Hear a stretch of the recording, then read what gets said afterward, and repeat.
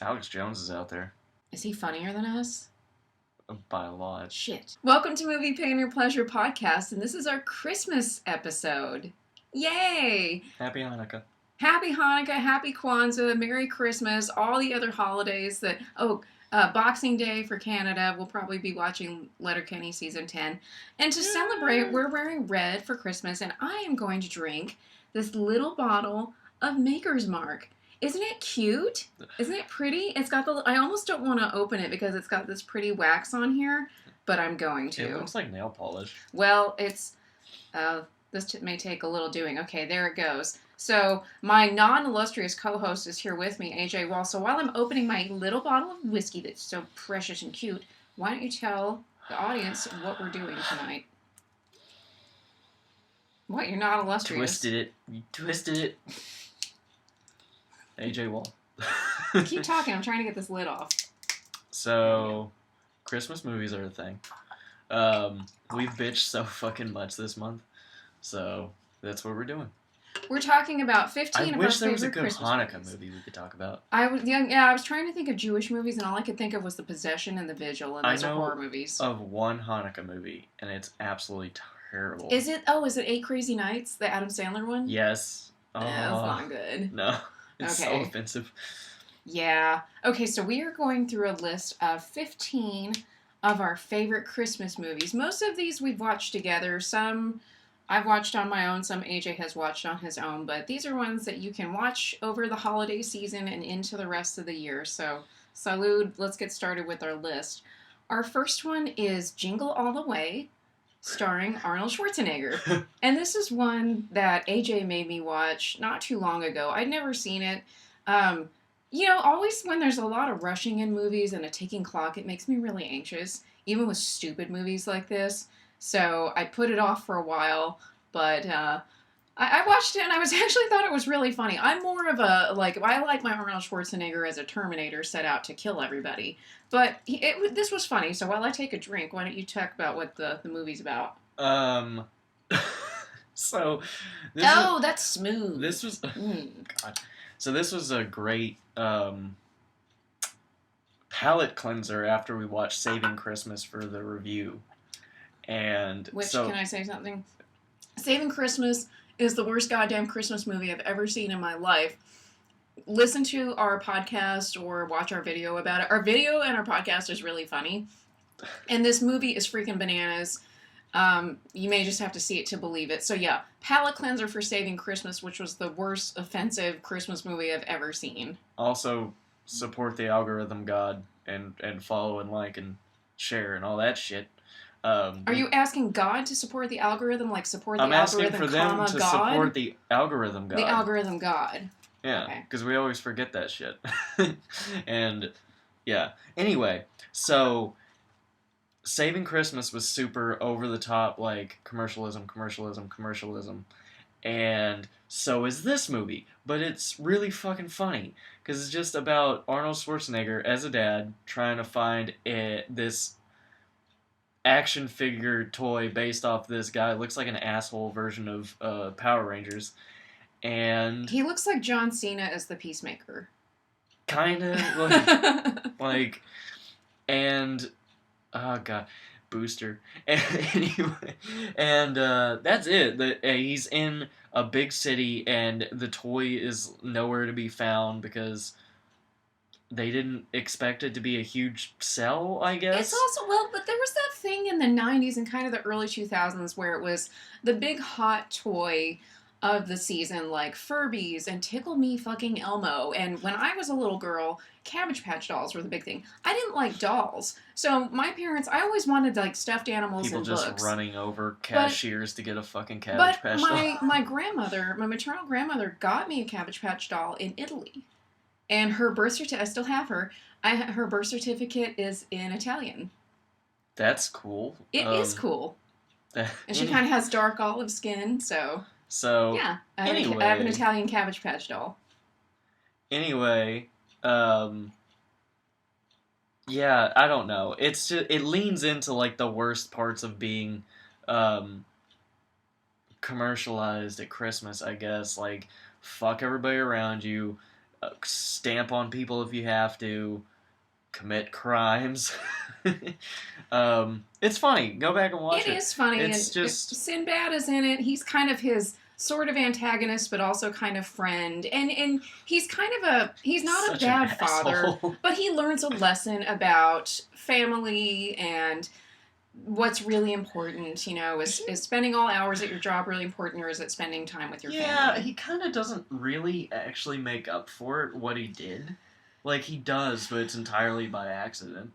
Yeah, So that makes him still kind of a dick, but I mean, it's fucking Arnold whatever. Schwarzenegger And in a children's movie. and they so. used the entire budget on that last, like, 10 minutes of him flying around for no fucking reason. Yeah, but it's funny. I like it. You don't have to have kids or anything to appreciate it. It's a good family movie and it's silly. Anakin's in it. It's a Star Wars film. It is! Little Anakin Skywalker is his little son. He's cute. All right, Ugh. so next movie number 2, The Santa Claus, starring Tim Allen. And this is one that AJ had seen and then I watched recently. And what really got me at the beginning is the really dark element that Santa just falls off a roof and dies. Yeah. And Tim Allen had to fill in his role. And I thought, what if that's a thing? Like, if you kill somebody, you have to take over their job. What if Santa was murdered by a crackhead? Then we'd get some really interesting Christmas presents. That would be awesome. They'd be skinny enough to get down the chimney. Oh, if Bad Santa had killed this Santa Claus and became the Santa Claus. We all need a little bad Santa in our life. Okay, anything Yeah. else on the Santa Claus? Oh, it was a fun, like, they took fun liberties with the idea. Like, Mhm. they leaned into the aesthetic and everything, so it Yeah, was cool. and that was one I avoided for a long time because Tim Allen? Tim Allen's fine. I love him as Buzz Lightyear. I don't like family movies. I hate rom-coms. I hate, like, wholesome family type of entertainment. But this one was darker than I thought it would be, so I liked it. Good enough. Yeah, I could watch it again. Okay, number 3 is my favorite of all time from my childhood, Mickey's Christmas Carol. Yes, I love it. And Disney Plus didn't have it last year, so I went out and bought the DVD. It's like 45 minutes, but I love it. We used to watch it every year. My brother and I would watch it every year on Christmas Eve. Sometimes, unfortunately, we had to go to midnight mass after that, but it was just good memories of watching that. I love Scrooge McDuck. He's a dick, which I kind of am too, so I really like him. I love what they do with the ghosts. And it's funny, it's clever, it's got all the Disney classic characters, and it stays pretty true. I've read The Christmas Carol.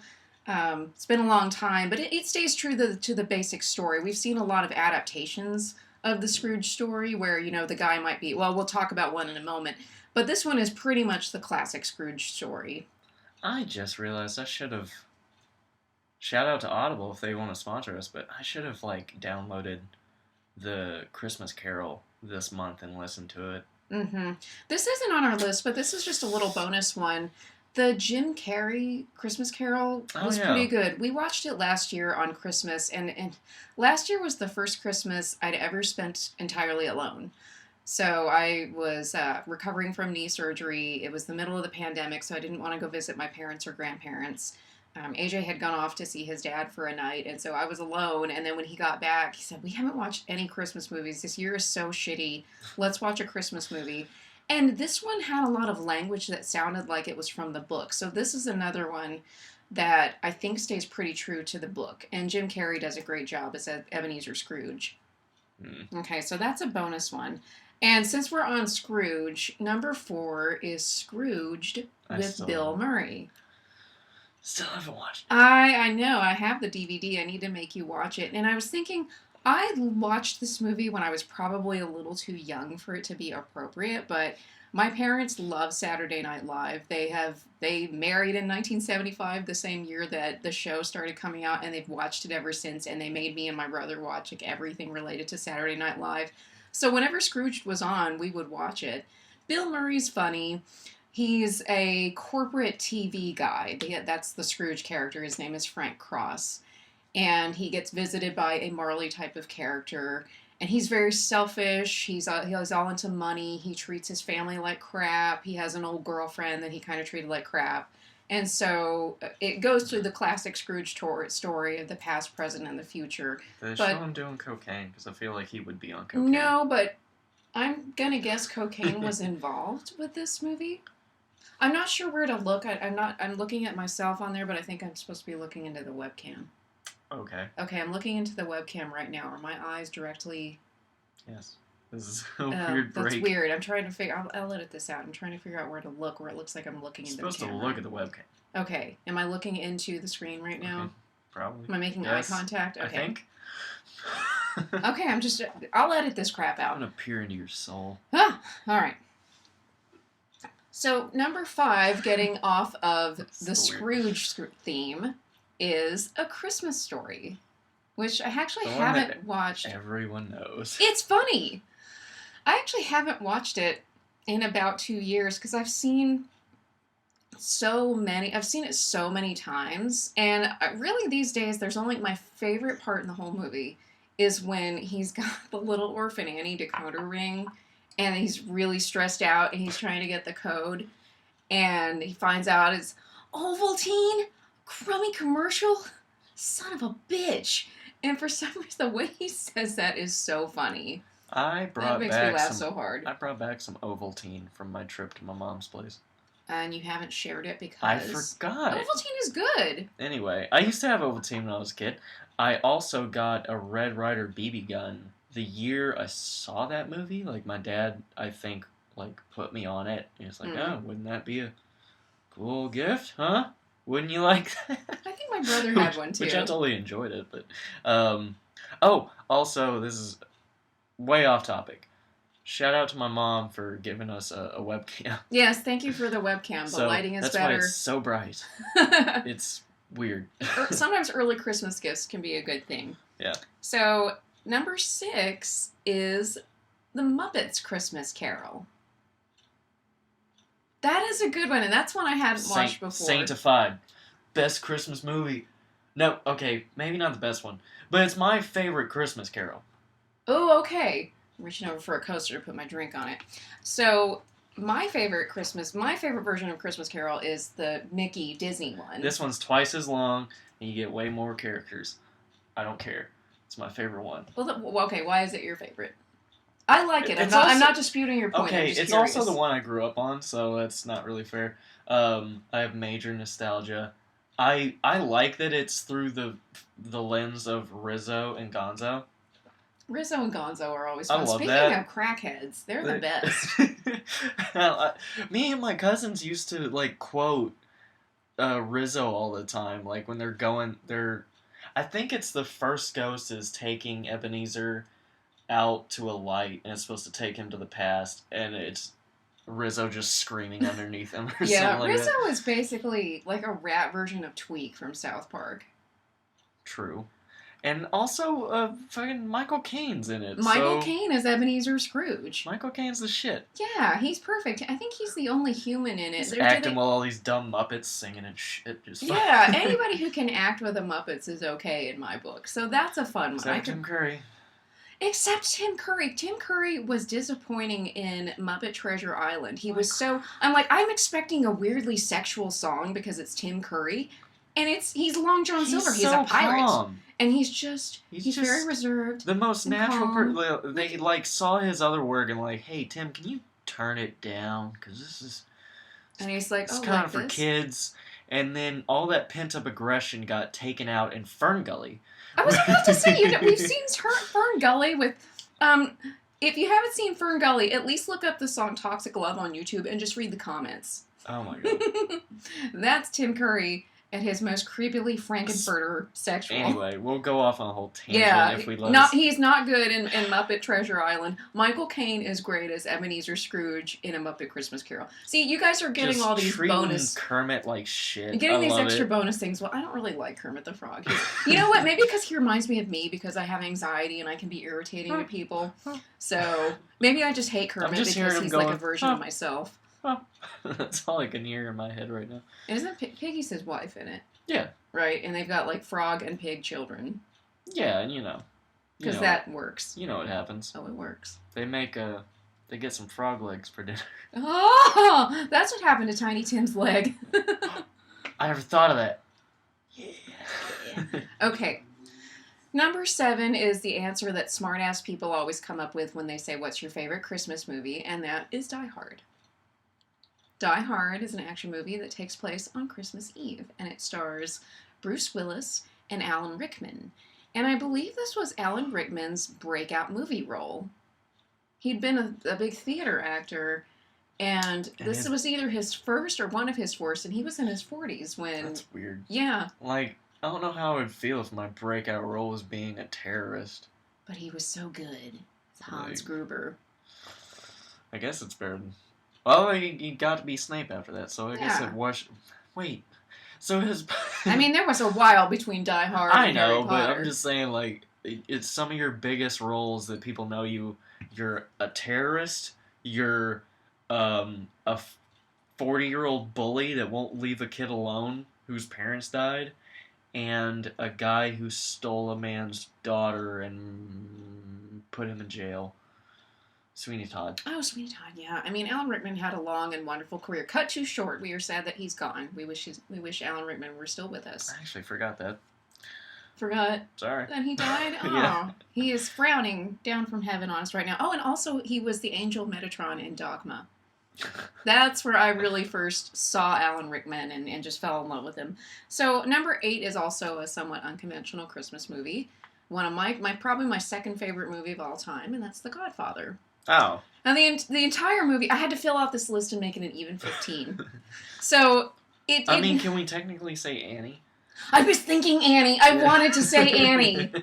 When we were talking about, not Tim Curry, but we were talking about something else, and I was like, you know what else is a Christmas movie? Yeah, fucking Annie! There's a Christmas in there. It ends on Christmas. It ends on Christmas, so technically Annie is a Christmas movie. Annie from 1982, the only good Annie. Shit. Annie's the shit. If you want to know more about why we love the musical Annie so much, watch our Thanksgiving special where we talk about movies we appreciate. So... Anyway, The Godfather has parts of it that take place at Christmas. Tom Hagen is carrying a sled that he's buying for his kids when, not Barzini, the Turk, Sollozzo the Turk and his men kind of kidnap him, and they take him away because they want to talk Don Corleone into partnering with Barzini and selling drugs, which Don Corleone did not want to do. So, I really love this movie. So, parts of it take place at Christmas. That counts. That's good enough. It would always play on TV. On TBS or something around Christmas time. So my dad loves The Godfather. He's the one who got me into it. And he would just watch pieces of it as it played on TV at Christmas time. So it's an adult's Christmas story. Basically. Like sometimes we would go back and forth between The Godfather and A Christmas Story depending on when there were commercials. It'd be funny if when the kid is daydreaming about using his Red Ryder, you switch over and Sonny's getting shot or something. Or to the very end where Connie's son is being baptized, which it was actually Sofia Coppola as a little baby. But the baby is being baptized and Michael is having everybody killed and they show the scene of everybody getting shot. Yeah, they go perfectly together. You're taking care of all family business. Jelly and peanut butter or whatever. Yeah. Christmas and Italian mobsters murdering each other. I mean, mobsters probably love Christmas. They're all all the Italian ones are Catholic. It's probably like the one day when you're allowed to kind of like, can everybody just leave each other alone? I wonder Christmas. if they did the thing. So my mom's mother was Italian, and her parents came from Italy, and on Christmas Eve, of course, they were devout Catholics, and they wouldn't eat meat. So they would do the Catholic thing and eat fish, which I always argued as a Catholic child. Fish is meat. It's an animal. I have fished plenty of times. Fish don't want to be caught, and they don't want to be eaten. She would make this horrible thing called bacala, and it's like brined cod. It sounded disgusting, but my great-grandmother loved it, so my grandmother would make her... There was something like the meal of the 7 fishes or the feast of the 7 fishes, so they eat all this nasty fish crap on Christmas Eve. So it's probably healthy. It's part of my history. Ugh. No, thank you. Anyway, I'll pass on that. Number 9, speaking of The Godfather, is one you just talked about on Saving Christmas, Tokyo Godfathers. So while I get a little more sauced, why don't you talk about Tokyo Godfathers? I wish I had seen it more than I've seen it once or twice, and it was a long time ago. Not well, whatever. Anyway, um, there needs to be an English dub. I don't think there is. I hope someone makes it. Poor Satoshi Kon. That man was awesome. What happened to him? Satoshi Kon is, well, he's dead.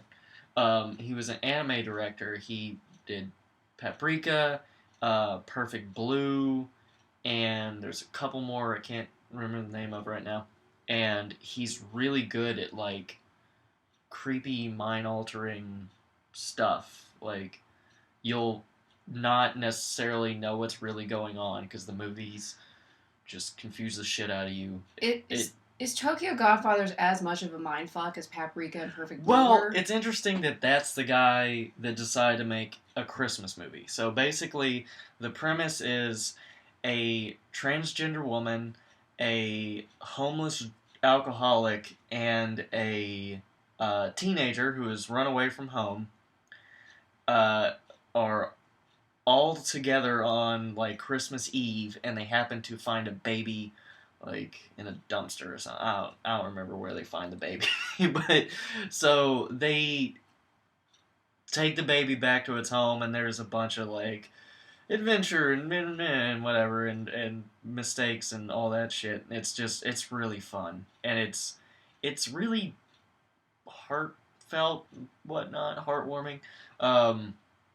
I can't explain it correctly, but it's amazing. And go and watch it, even if you're one of those people who only watches dubs. I'm kind of a dub person, but still, it's worth reading the movie. I watched all of One Punch Man with the subtitles on, and it was that better was okay. in sub, to be honest Yeah. with you. And all the Tony Jaa movies. Not all of them, but the Ong Bak. Anyway, balls. I hadn't said balls all day.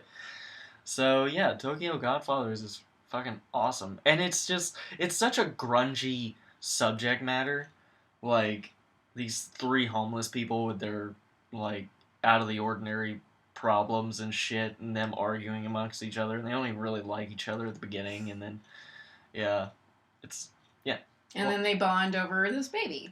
Yeah, because they gotta save a baby. And I think the transgender woman wants to like keep it. They have to convince her she can't just keep a baby. Yeah. So number 10 is one that we just watched the other day. I've seen it many times, but this was AJ's first time watching it, and that is It's a Wonderful Life, starring Jimmy Stewart. Fucking good. So I've seen it 1,000 times. I love it, but I want to get your reaction because that was your first time ever watching it a few days ago. It's okay. The only problem. Literally, the only problem I have is they didn't have enough of, like, the big moment everyone knows about, which is him seeing the errors of his thoughts about his life and all that. Like, yeah, I mean, the most famous thing that the movie's known for is George Bailey meets Clarence the Angel and sees what would his life be if he had never been born. What would life be like? It was like the last 12 minutes. Yeah, it's like an hour, and we watched the director's cut. So the version I always saw on TV was probably 30 minutes shorter. We watched it on Amazon Prime, and it's really long. It's like 2 hours and change. Minutes. Yeah, and so the first hour and 20 minutes is just, stuff happening, and then we find George Bailey in a bar on Christmas Eve, and that's the big conflict climax of the story. Since it starts out, I love the angels talking shit to each other. Yeah. All bureaucratic and everything. They sound like New Yorkers or some shit. I'll give it a minute and you'll see what's going on here. Yeah, see? That's awesome. But you kind of get the idea from the very beginning. They set you up like, okay, this guy, what we're telling you about now, he's having a bad time or whatever. He's discouraged. He's worse than sick. He's discouraged. But from the very beginning, you realize he's gonna go up, and then something's gonna knock him down, and go up, and something's gonna knock him down. Like, every time he almost gets what he wants, he can't get it. He still has a great life and everything, but by normal standards, he has a great life, but it's still not what he wanted. But it would have been a great Twilight Zone episode.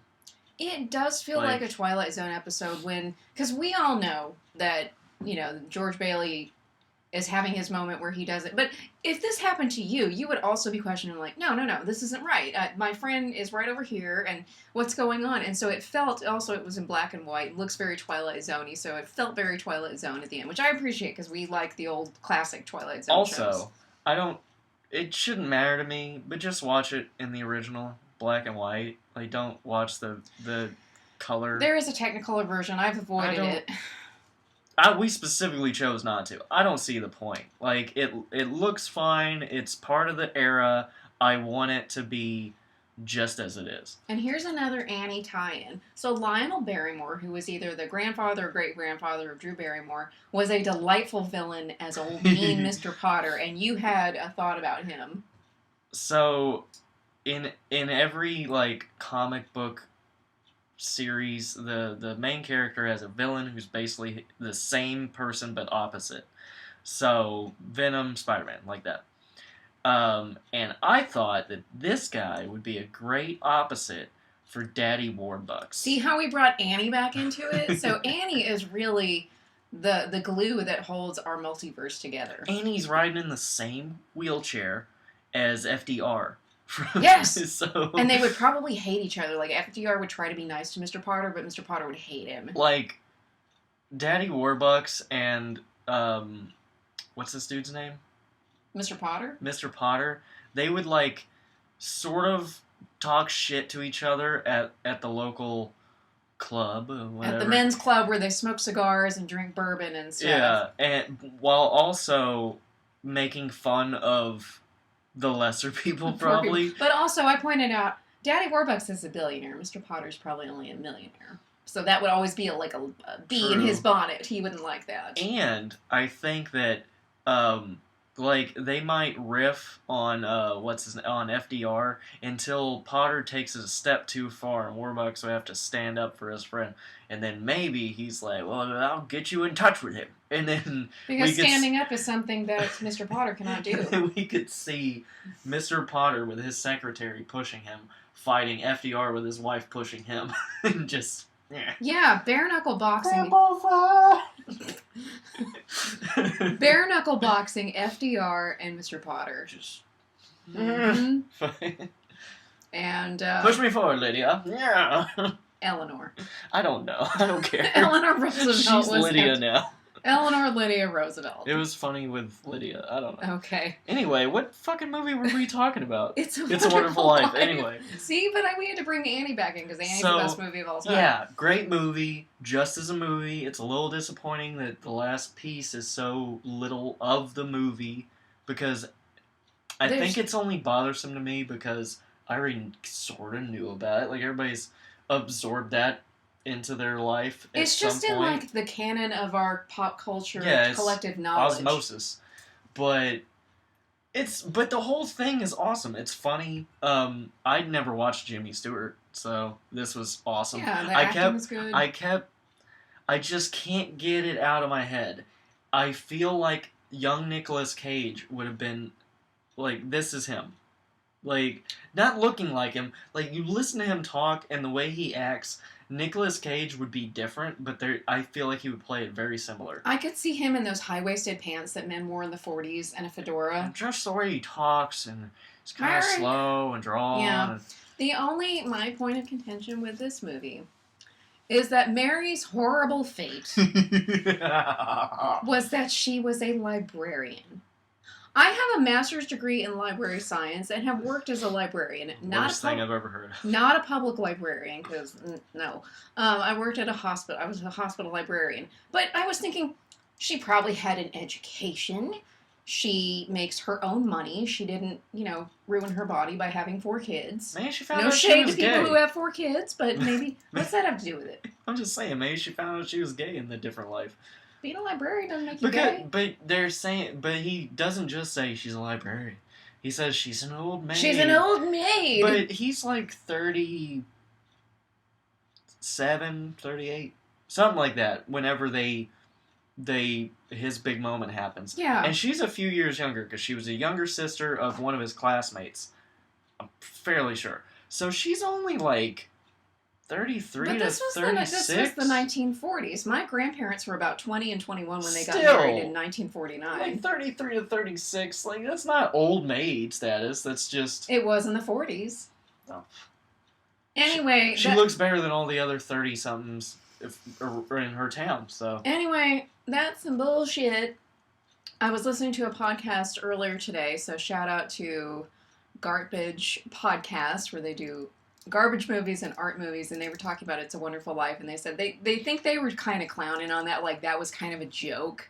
Like everything else was super serious, like, oh, the poor old pharmacist is homeless, and everything is awful, and then it was like a wink, it's a joke that Mary's a librarian. So I'm going to take that as just they were kind of making fun. But Pottersville had a bunch of bars and pool halls, and I don't know. It looked like a fun place. I don't know. It looked like fun. It looked like Vegas. Oh, before we move on, we didn't watch it. And I meant to. But I'm going to shout it out anyway, because I'm sure it's awesome. There's a specific Christmas Twilight Zone episode about a drunk mall Santa who, I don't know, learns to be a real Santa or something.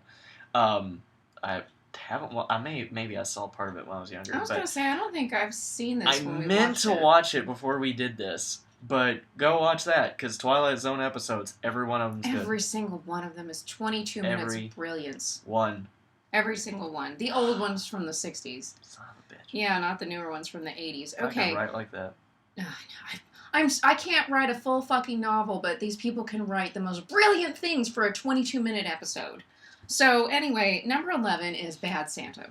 Which, have you seen it? Yeah, you made me watch it. I did. I think it's really funny. It's so funny. It is, but I felt so bad for that kid. Like, like, the just kid... the way he made fun of him? The kid in the movie and the kid that had to play in it. I'm like, I know this is part of the script and he's supposed to talk, but this kid still... I hope they were really super sweet to the kid afterwards, like, after he called him, like, a fat little dummy or whatever he did, and they were really nice to him after, like, we're just playing, this is pretend. I was hoping it would be one of those situations where you can tell that they have done, like, they edited it, so they have them on opposite sides, so you don't know what they probably actually said in front of them. In front of the kids, they just have them in the shot, and then they flip over to the kids, and he's saying something totally different, but on script. Yeah, he's not calling him a fucking little loser to his face or something. Yeah, but nope. That kid's standing right in front of him, no green screen. Yep. Just calling him a fat dumbass or whatever he called him. Yeah, but it's a funny movie. I like it. It's much more up my alley than something like, say, Jingle All the Way or The Santa Claus. So, number 12 is also up my alley. You guys are going to think this is really weird. Sesame Street's Christmas Carol. I insisted that we watch this. It was on HBO Max. It was only 45 minutes.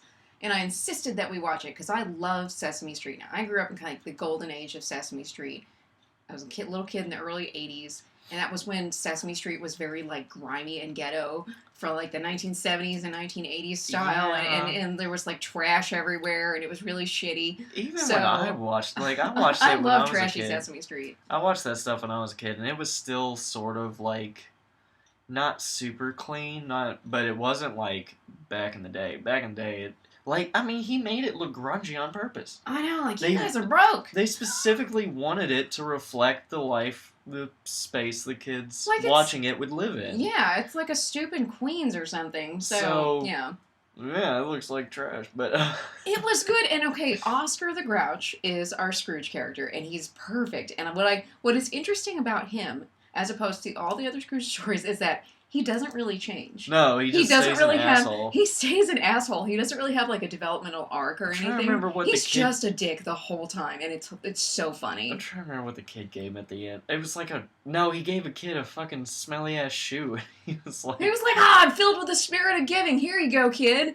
Here's this trashy fucking He shoe. was a dick. Like, he makes fun of this poor delivery guy this whole time, who's kind of like the Jacob Marley character. Who, I swear, I know he's not him, but I swear it's the guy that does Rick and Morty. Like, it sounds exactly like Lemon Grab. It does. We looked it up. It's not the same guy, but he's these spazzy little characters. Yeah, he sounded like him. So Oscar is the Scrooge, and he's a dick, and he's so sarcastic, and I'm like, this is why. Like, Oscar was my favorite character from Sesame Street. Fucking Grumpy Bear, who I have another one over there. He was my favorite Care Bear because he was a dick and he hated everybody. Which, what does that say about me? Obviously, I wasn't the most pleasant child on the playground. So he's visited by. I don't really like the ghosts very much, but I like what they show him. I mean, the first ghost was. He was like a grouch from the 1800s. Weird CGI. Yeah, I didn't like the CGI. I wish they just used puppets. I like just use puppets. But, I mean, at least it was, like, a grungy, furry nutsack, just like Grouch. just like Oscar. Yeah. And they were just, like, complimenting each other on how disgusting they were. Was that the one with the Bert and Ernie? Yeah, the very first one was the Bert and Ernie one. So the story of the past looked like it was a sketch from either the 70s or the 80s, and it was the Gift of the Magi, but it was Bert and Ernie. And so that's based on the O. Henry story about the young husband and wife who want to get each other gifts, and they're very poor. And so they each give up something to get each other a gift, and that's like she cuts off all her hair to get him a watch fob, and he gets her some combs. Oh, and he sold his watch to get her the combs. That's why that guy was still working on Christmas Eve. Mr. Hooper? Yeah. And Mr. Hooper was in it. Yes, Mr. Hooper with his delightful New York accent. And okay, I remember. I'm aging myself here. I'm 42. I remember when Mr. Hooper died. And I was watching those episodes, and I think I already knew what death was. I had my moment of being really afraid of death, and then I was like, okay, this is a thing that happens. But Mr. Hooper was not there one day, and Big Bird was like, oh, where's Mr. Hooper? And Maria, I think, said, Mr. Hooper died. I'll just talk to him when he comes back. I can hear distinctly, like this is implanted on my childhood brain. Big Bird, death means you never come back. And so I learned about death from Sesame Street. Like that giant-ass bird hadn't found out about death while he was growing up? Well, Big Bird's kind of not the sharpest tool in the shed. But it was really cute with Bert and Ernie because I think Bert wanted to give up his paperclip collection and Ernie gave up Rubber Ducky and Mr. Hooper came in and saved the day at the end. So I was feeling very nostalgic to see Bert and Ernie and Mr. Hooper. But okay, you know how the conservatives are freaking out about like different things like Gonzo wearing a dress or something. Why wouldn't Gonzo wear a dress? He did, like, way back in the day, but it happened recently and they freaked out. But anyway... He's Gonzo. Bert and Ernie have been sitting in front of everybody for the last 30-plus years. And... They're roommates. No. Bullshit. They're a couple, damn it. No roommates do this much work for each other. I mean, I'm not a good friend to any of the people who consider me a friend, so I don't know what it's like to be a good friend to people, so maybe Bert and Ernie are just really good friends, and they do nice things for each other. They're gay. And there's nothing wrong with that. No, that's cool. Fine. But just, I don't understand people like, oh, what are you teaching that shut up. It's fine. Just tell... It's not a big deal. Just tell them if they ever see a gay person, he's like Bert and Ernie. Bam. Done. You can love whoever you want to love. Yeah. If you want to love Bert's stupid hair, do it.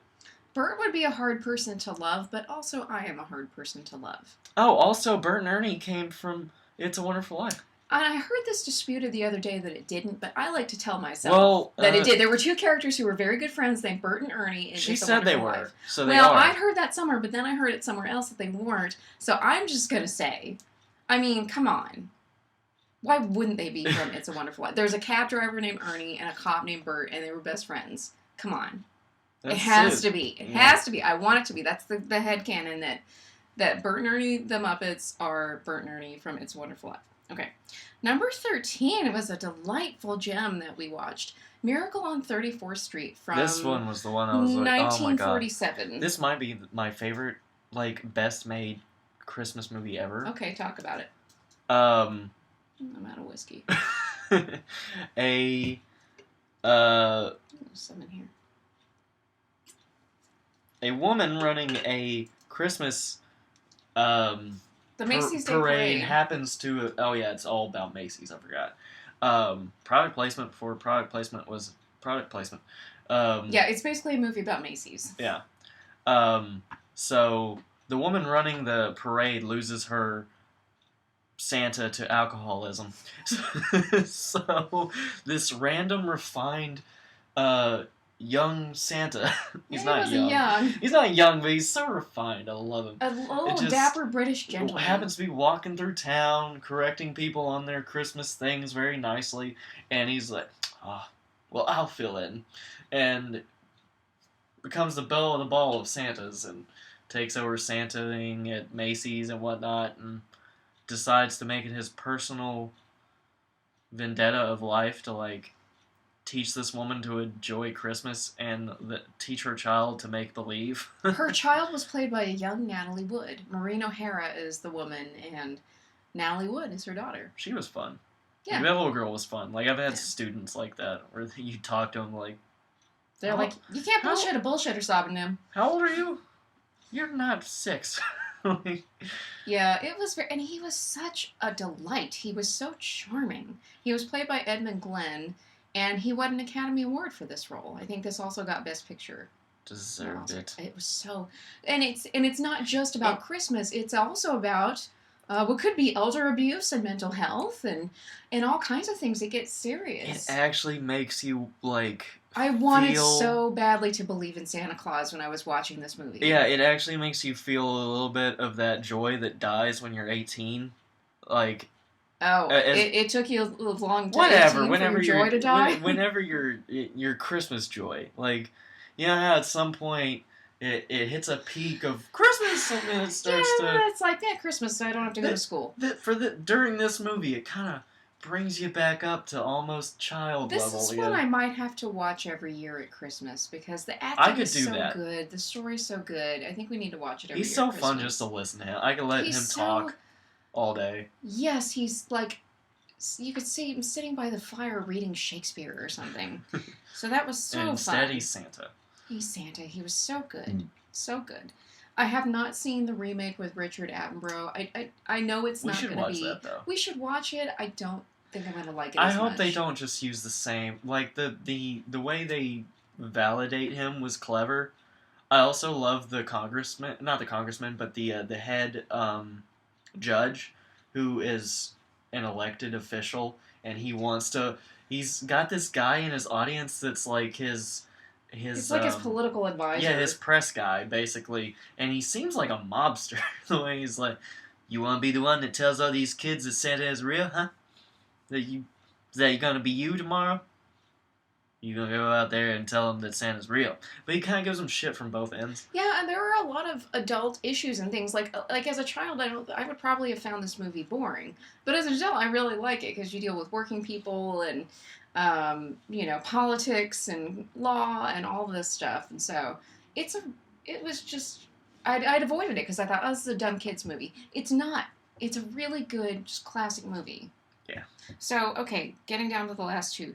Number 14 is Beauty and the Beast: The Enchanted Christmas, which Tim Curry's back. Tim Curry is back as He's the organ. He's this evil pipe organ. I think they call him Maestro or something. He's Maestro, the pipe organ. So remember, all the servants in Beauty and the Beast have been turned into objects and stuff. So it starts out in the future, after everybody's been changed back into humans. And Lumiere and Cogsworth are giving each other shit. And they're like, hey, remember that time there was Christmas at the castle? And they're like, yeah.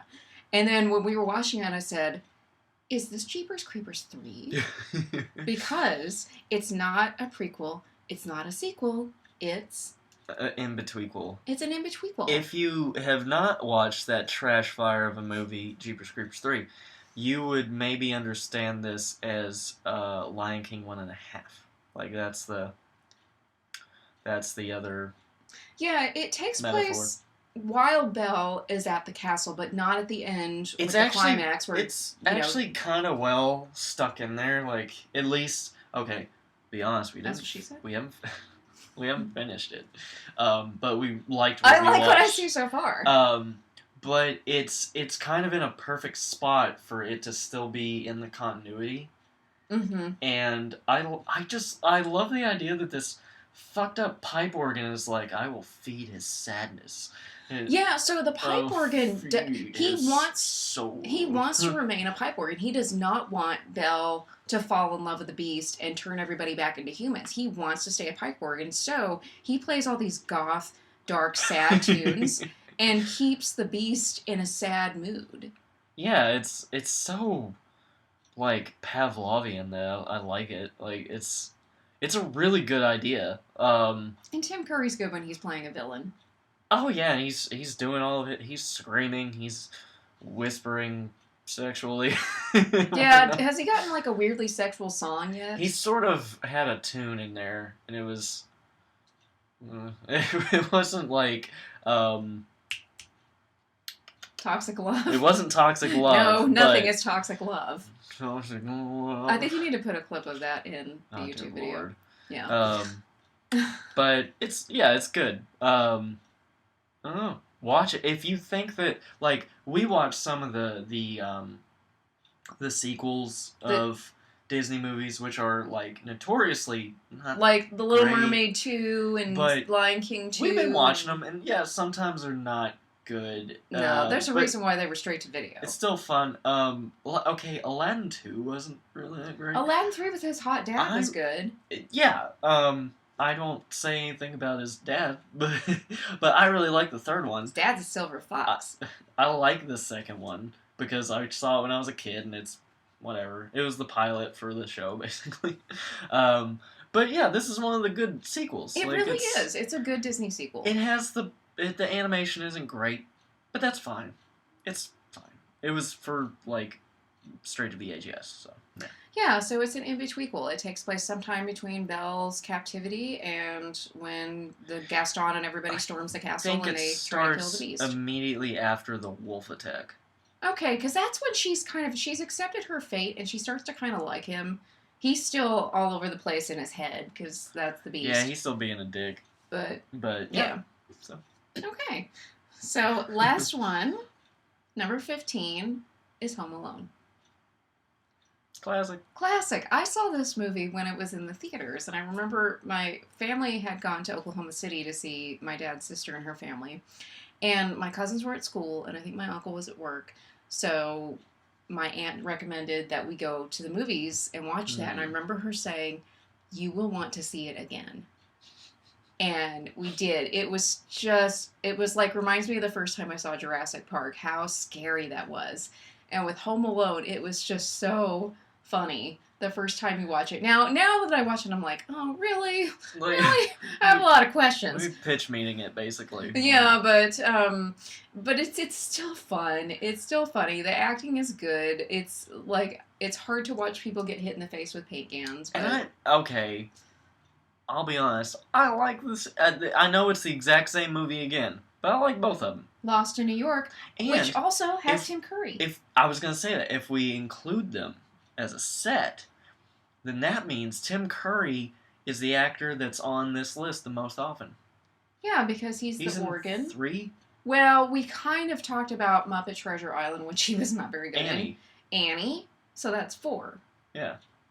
Yeah. Yeah, Tim Curry taking away the nominee and the when and the whatever. Tim Curry would make an interesting Santa Claus. Oh, dear Lord.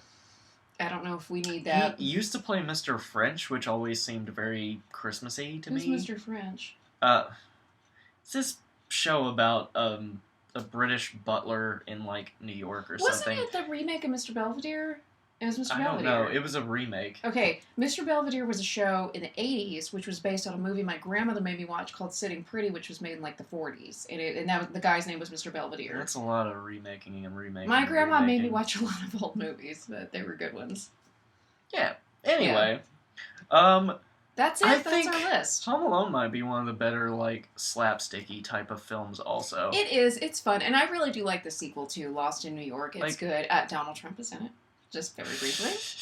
So, okay, out of this... And then he got pissed when they cut him out of the TBS broadcasting version. They did? That's some petty shit. But that's not why they did it. They did it because it was always like that. They did it to save time. Like, that scene doesn't really matter at all, so they had to fit it in whatever they... I mean, I might be a little sad, too. So, they cut his 5 seconds out, and he got all fucking salty. Get over it, fucking Mr. President. Out of this list, which one is your favorite? Oh, okay.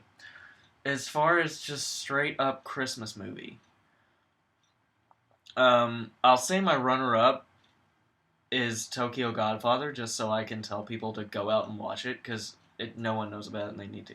But as far as an absolute Christmas movie, Miracle on 34th Street. That's kind of what I was going to say. I think as far as, okay, I'm thinking of it in kind of two categories. My favorite thing to watch at Christmas time is Mickey's Christmas Carol. But out of this list, the best movie, acting, script, everything, Miracle on 34th Street. Mm.